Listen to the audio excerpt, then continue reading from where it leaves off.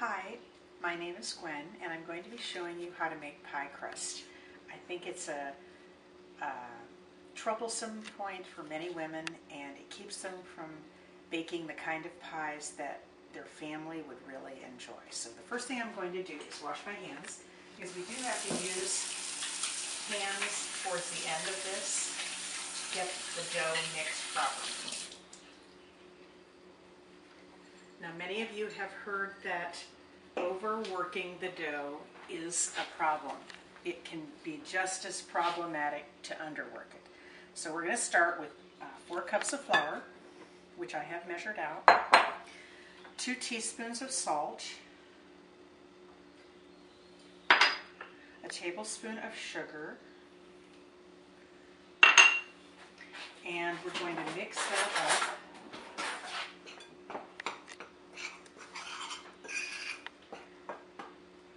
So that when we add the vegetable shortening, and you can use butter if you'd like. Butter makes a wonderful crust, just as flaky, with a great flavor. When we add the shortening, then it will be, the dry ingredients will be evenly incorporated. Okay, so I'm going to add 1 7/8 cups of vegetable shortening. And then this is a wonderful little tool. You can also use 2 knives if you don't have a pastry blender, but I find this to be much easier to use. We're going to clear this. We're going to incorporate the shortening until we have very small pieces, about the size of a pea, or slightly larger. Notice I'm putting this all back in and kind of using it as a spatula to help the shortening to be distributed evenly. This recipe makes a very flaky pie crust that's really suitable for most pies. Sometimes if I'm doing a pecan tart, or sometimes even a berry pie, I'll use a butter crust. But of course, the fat is a little more saturated in that than it is in this, so if you're watching cholesterol, this is probably a better choice most of the time. Now, do you notice that the pieces are getting small? This is almost where we want it to be. I'm going to clear this off and check it so that we can see that it's all pretty uniform. Okay. Now, the liquid part of this recipe is a tablespoon of vinegar, white or cider, it doesn't matter, half a cup of ice water, and I have some water here that I've been chilling with ice, and an egg. So we'll be putting, I'll do it this way, the water in with the vinegar, and then the whole egg that you're going to blend with a fork.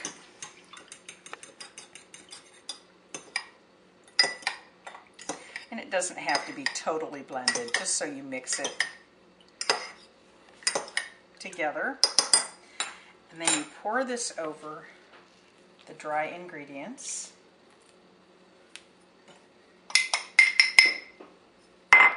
And you can start with a spoon, but you have to finish with your hands to get it totally mixed. And when you see this, I think it's easier to do it yourself, because you realize that you have to do some work that you've been told you shouldn't do, handling the dough.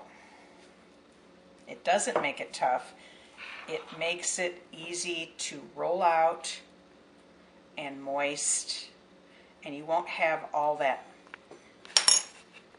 those cuts at the end of your crust when you're rolling it out. That's the difference. Okay, so We're not kneading this, we're just turning it over and incorporating the dry ingredients into the wet.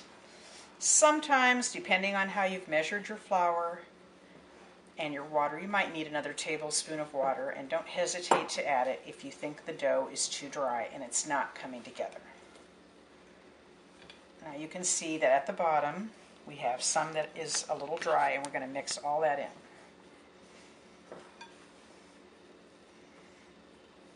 This will make 4 crusts, enough for 2 double pies, 4 single pies, or 1 double and 2 singles. The dough can be frozen. In fact, I freeze it almost always when I make it. And then when I want to make pie, I don't have to start from this point. I can just take the crust out, leave it in the refrigerator overnight, or let it sit on a countertop. It doesn't spoil. If I'm using it that day, it's perfect. Don't microwave it, it'll ruin it. Microwaves nowadays are pretty powerful. Okay, now notice that we have all of this incorporated. It's a very moist dough. The vinegar helps to keep it flaky. And of course the way we cut the shortening in also does that. So I usually pat it like this in the bowl. Use a table knife to divide it into 4 pieces.